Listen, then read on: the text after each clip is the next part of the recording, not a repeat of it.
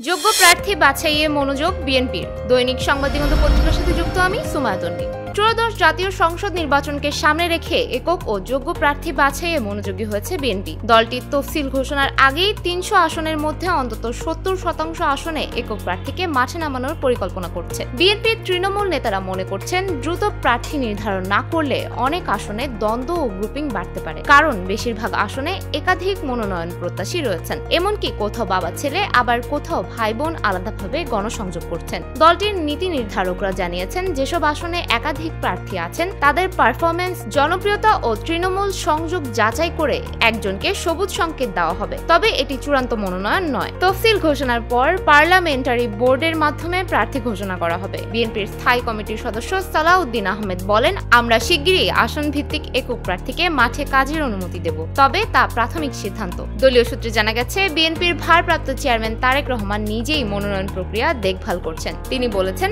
মনোনয়ন সেই প্রার্থী পাবেন যিনি এলাকার মানুষের সঙ্গে সম্পৃক্ত, সমস্যা বোঝেন এবং তাদের সঙ্গে কাজ করতে সক্ষম। নীতি নির্ধারকরা জানান, এবার কোনো পরিবারকে একাধিক আসনে প্রার্থী করা হবে না। মিত্র রাজনৈতিক দলগুলোকেও প্রার্থী তালিকা দিতে বলা হয়েছে। তৃণমূল পর্যায়ের নেতারা বলেছেন, একক প্রার্থী তালিকা ঘোষণা হলে দলীয় ঐক্য আরও মজবুত হবে এবং নির্বাচনী মাঠে সংগঠন শক্তিশালীভাবে নামতে পারবে।